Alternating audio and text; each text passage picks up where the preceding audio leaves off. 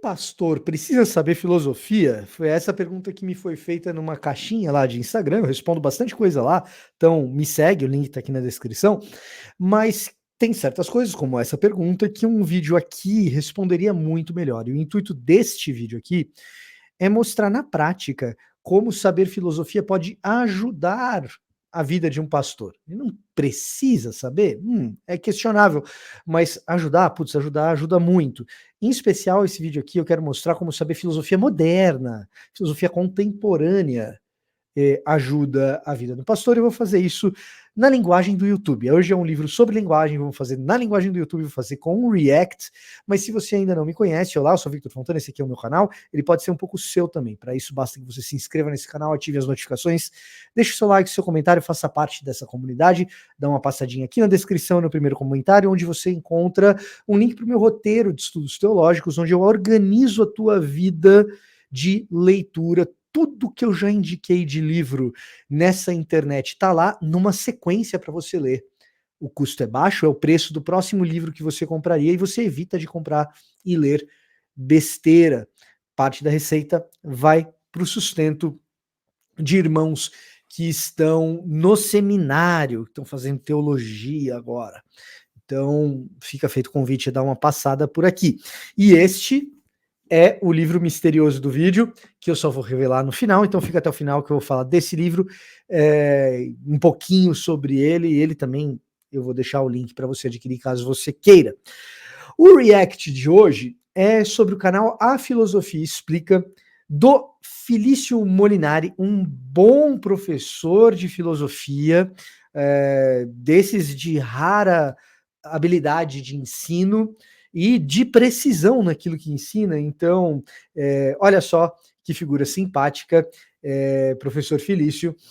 Ele comentou sobre filosofia da linguagem e como Wittgenstein, ele ajuda a gente a entender questões que dizem respeito às emoções, sensações.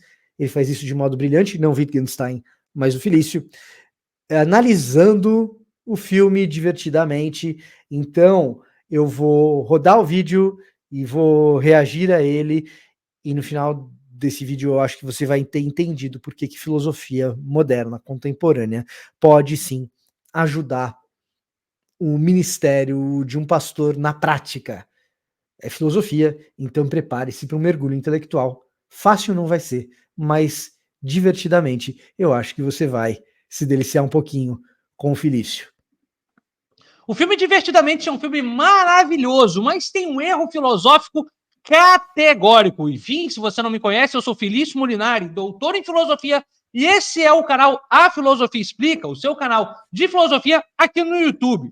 Enfim, sem aqui ficar puxando conversa, eu já quero te adiantar que o filme Divertidamente é um filme maravilhoso, tanto o primeiro quanto o segundo. Então a gente não vai aqui criticar o filme, falar que ele é um filme ruim. Muito pelo contrário, eu recomendo que você assista ao filme. Mas a gente vai aqui pegar um problema filosófico que tem sido e foi criticado duramente durante todo o século XX, ao longo do século passado, que é uma imagem dos conceitos psicológicos muito tradicional, que é a imagem de um conceito psicológico, das emoções, por assim dizer, sendo imagens privadas, internas do indivíduo. E para isso, eu vou utilizar boa parte desses escritos aqui que eu usei no meu doutorado. Sim, no meu doutorado eu fiz exatamente um doutorado em filosofia da psicologia, estudando os conceitos, a significação dos conceitos psicológicos. E foi muito interessante que na época do meu doutorado, o filme Divertidamente 1 foi lançado, e eu usei exatamente, nós conversávamos, e cheguei a conversar, usar o filme Divertidamente como exemplo. O primeiro. Agora o 2, né, foi lançado esse ano, tá causando uma polvorosa, e a gente vai aqui falar um pouco da crítica que esse filósofo alemão, austríaco, na verdade, não alemão, austríaco, que é o Ludwig Wittgenstein, faz a significação dos termos psicológicos. Uma pequena pausa, tá? Alemão, austríaco, dá no mesmo, Felício, dá no mesmo. No meu último vídeo eu errei, eu chamei aquele grande ditador austríaco que foi ditador na Alemanha de alemão, então... não dá no mesmo não, gente, é brincadeira, é brincadeira. Se você ainda não conhece, talvez você não conheça o filme Divertidamente, eu preciso aqui rapidamente te localizar. O filme Divertidamente é um filme na qual as emoções, cada emoção tem uma personagemzinha, né, um personagem, a raiva, aí no segundo vai ter a inveja, a tristeza, né, enfim, enfim, tem a alegria, que é um personagem muito importante. Cada um vai ter ali ocupar um lugar na mente de uma pequena jovem chamada Riley, né? Que aí ela tá pequenininha no primeiro filme, depois ela cresce, vira uma adolescente no segundo. Então essas emoções controlam a cabecinha da Riley, como se fosse ali uma central de programação na cabeça da menina. Então seriam isso. As imagens ali, a imagem que a gente tem é que cada emoção corresponderia a um personagem. E isso também foi usado de ilustração, não só no doutorado dele, mas na última pregação da Comunidade da Vila. Se você voltar lá no canal da Comunidade da Vila, na última pregação desse último domingo, não fui eu que trouxe a mensagem, mas foi uma excelente pregação. Também houve uma ilustração ali, usando essa ideia de Divertidamente, que diverte muitas crianças e faz muitos adultos chorarem. Vocês podem ver aí o esquentadinho, seria a raiva. Nós teríamos aí a alegria. Enfim, a gente tem ali todos os personagens, né? A tristeza e assim sucessivamente. Mas cada um desses personagens, obviamente, tem sua importância na vida da pequena Riley. E a moral do filme, não vou dar nenhum spoiler aqui, a moral do filme é que cada emoção tem sua importância na vida. Não é exatamente isso que a gente vai criticar aqui. O que a gente vai criticar é que essa ideia de que as emoções correspondem a uma entidade interna do sujeito, é isso que a gente vai criticar aqui. Essa é a imagem filosófica equivocada que a gente vai criticar com base nesse filósofo que eu acabei de mencionar. Foi um filósofo que eu estudei no meu mestrado, no meu doutorado, que é o Ludwig Wittgenstein, um filósofo austríaco do começo do século passado.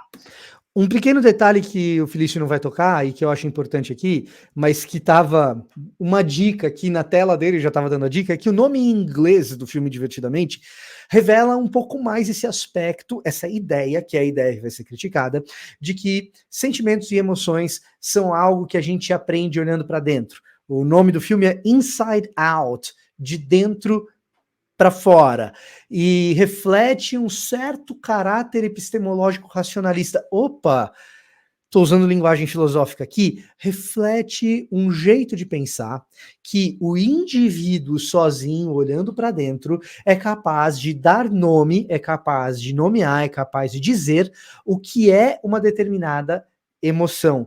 E isso o Wittgenstein vai desafiar, mas o Felício explica muito melhor do que eu. Então eu vou rodar.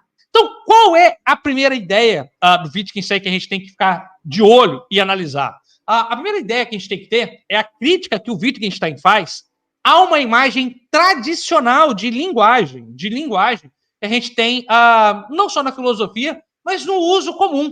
A gente às vezes acha que nós significamos as coisas referindo-se a objetos. O Wittgenstein vai chamar isso de uma visão agostiniana. Quando ele fala agostiniano, é de Santo Agostinho e tal. Mas para não complicar aqui mais, eu vou chamar de uma visão tradicional. Por exemplo, quando eu menciono copo, eu tendo a associar copo, a palavra copo, a um objeto, como esse que aqui está, copo. E assim, objetos similares, eu vou assimilando. Então é como se cada palavra, cada conceito, fosse referente a um objeto. Copo, eu posso fazer isso com caneta, né? Posso fazer isso com livro. Então, cada nome vai significar e referenciar um objeto no mundo. Deixa eu até tomar uma água.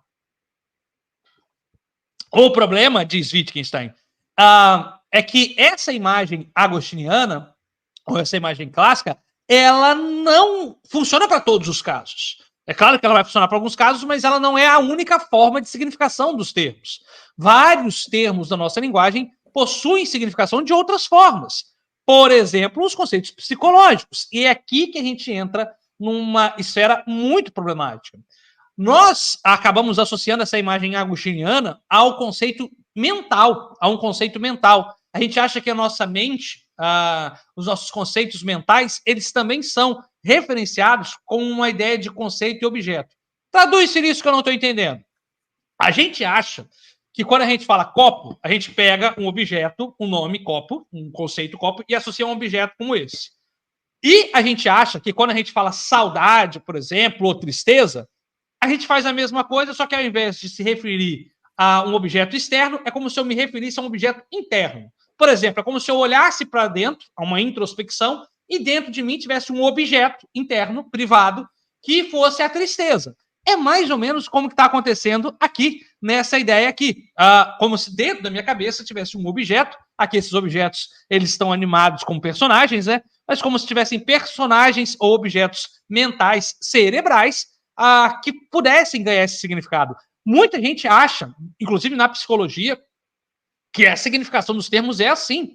Só que o que Wittgenstein vai dizer é que não, os conceitos psicológicos não ganham seu significado assim. Nós não significamos a dor, nós não significamos a tristeza e a alegria olhando para dentro e colocando uma etiqueta nisso. Como assim, Felício? É assim mesmo, eu olho para dentro e eu sei se eu estou com tristeza, porque eu olho para dentro e sei, não, eu estou sentindo tristeza.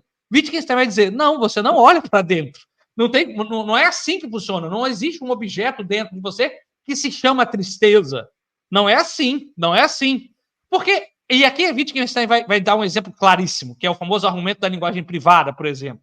Imagine que você só tem acesso ao Presta atenção nessa ideia de argumento da linguagem privada. Grava esse nome, a gente vai usar ele mais para frente. seu mental. Se eu olhar para dentro, eu vou achar que é a minha tristeza. E você olha para dentro e acha a sua tristeza, como que eu vou saber que o que eu estou chamando de tristeza é a mesma coisa que você está chamando de tristeza? Ou vou aqui dar um exemplo que eu sempre dou em aula. Vamos dizer que eu vire para você que está me ouvindo e fale, olha, eu tô com saudade da minha filha. E você vira e fala, beleza, eu entendo. Mas se saudade é um objeto interno que só eu tenho acesso, né, porque você não vai entrar na minha cabeça, como é que você realmente vai entender o que eu estou querendo dizer com saudade? O que eu realmente estou querendo dizer com saudade? Você nunca vai entender, porque você nunca vai entender o que eu estou querendo dizer com saudade. Você nunca vai acessar. Você nunca vai acessar internamente. O que Wittgenstein, então, quer dizer é o seguinte: nós não significamos os termos psicológicos referenciando um objeto privado. A significação, ou a gramática, melhor dizendo, a gramática dos conceitos psicológicos, ela é dada no uso, Nós vamos vivendo, nós vamos crescendo e nós vamos aprendendo a significar aquilo que nós sentimos. Por exemplo, a criança começa primeiro a chorar. Ela chora, e depois ela vai aprendendo com a prática e com o uso, ao invés de chorar, para dizer que ela aprende a trocar o chorar por tô com fome. Ela aprende a trocar o chorar por dizer que estou sentindo dor. Ela aprende a trocar o chorar por eu quero isso. Enfim, a gente vai substituindo com o uso público, não é se referindo a um objeto interno. A mesma coisa com a alegria. Não é aprendendo a olhar para dentro que a gente sabe o que é uma alegria. É olhando para fora que a gente aprende que é alegria. É o uso público que faz com que a gente saiba o que seja alegria. Ao final das contas, como se a alegria fosse um conceito psicológico, obviamente, alegria, tristeza, saudade, mas ele é um conceito público. Ou seja, o significado não é dado olhando para dentro, olhando para a nossa própria cabeça. O significado ele é dado publicamente. A gente aprende olhando os outros e aí sim a gente vai aprendendo a linguagem.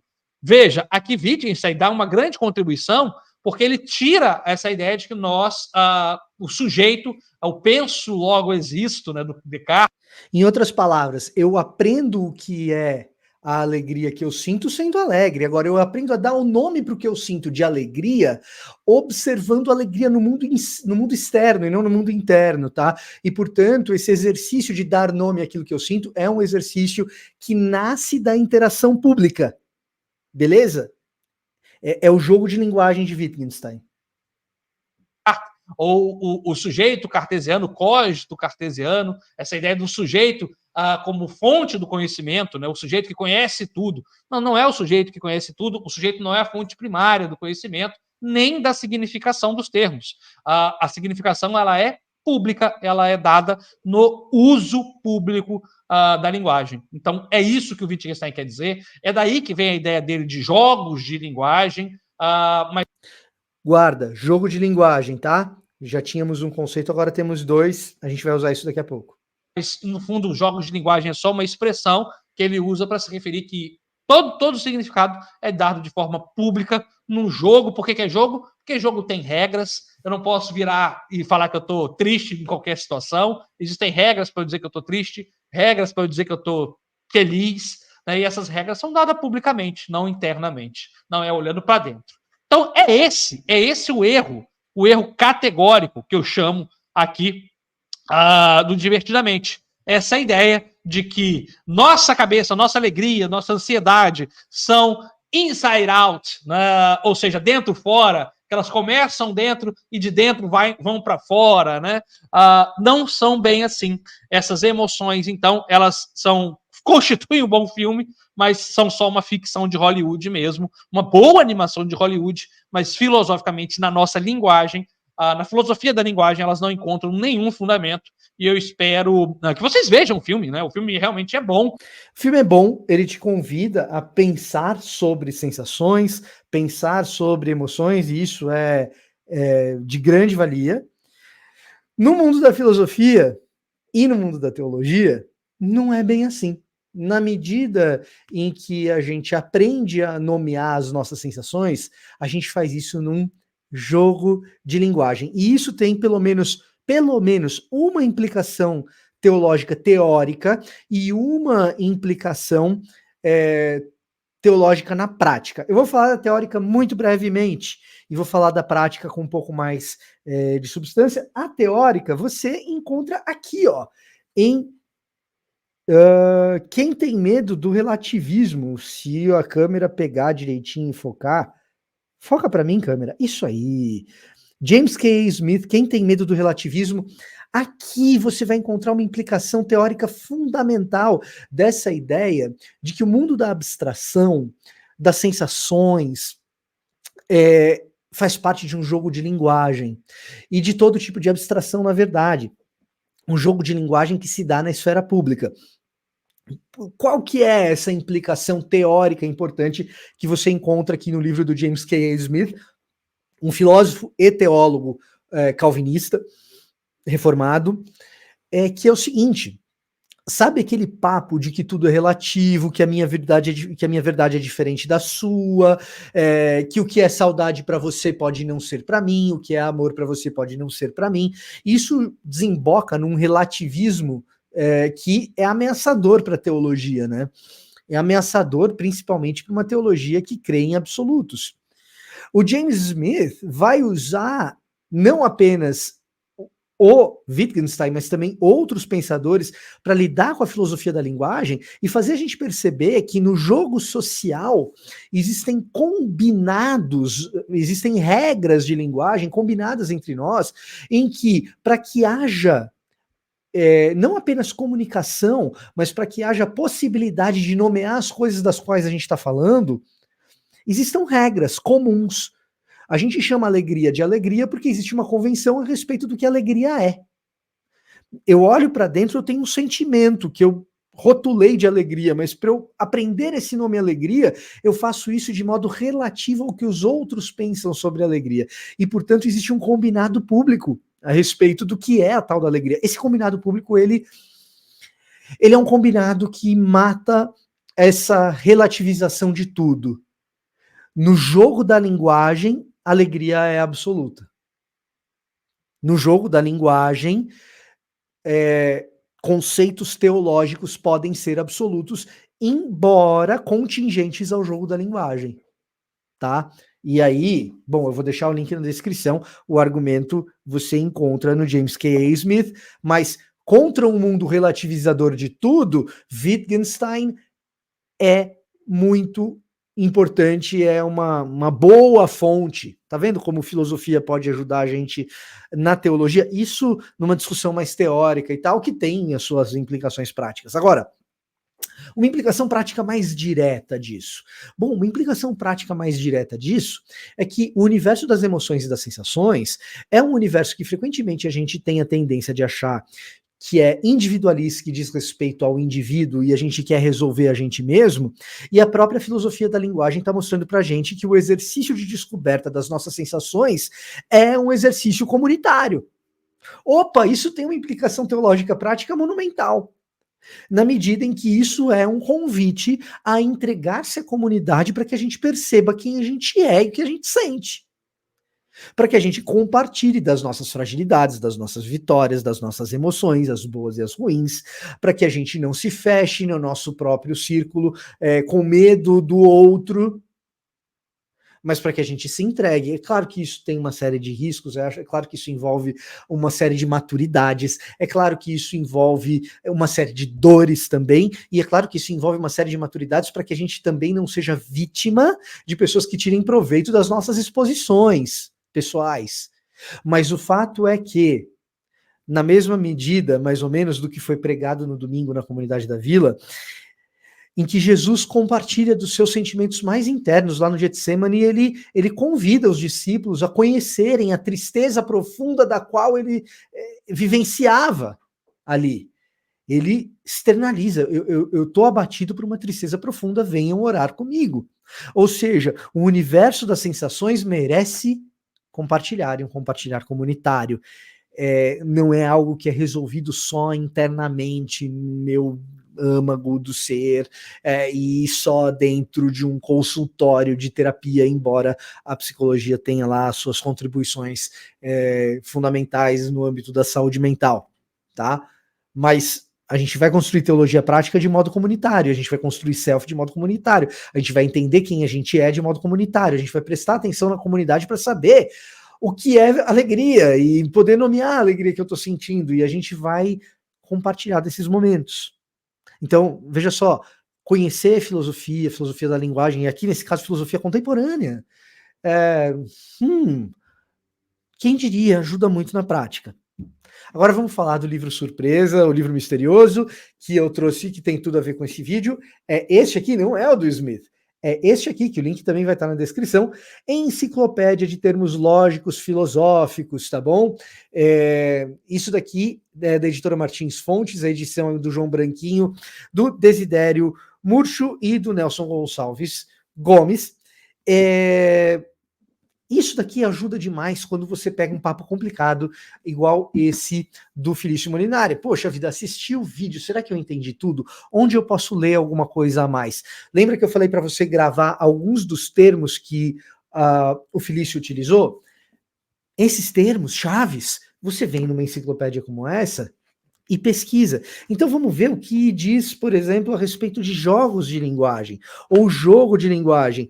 Opa! Nas investigações filosóficas, Wittgenstein introduziu vários exemplos de produções linguísticas, ou seja, você acabou de descobrir qual é o livro do Wittgenstein, em que essa argumentação do Felício acontece. Se você fosse na descrição do vídeo do Felício, investigações filosóficas, você encontraria ali na descrição do vídeo. Mas, vendo o vídeo todo, talvez isso tenha passado batido.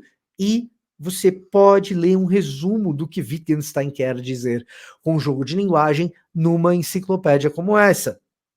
Você chega no final do artigo e tem aqui um ver também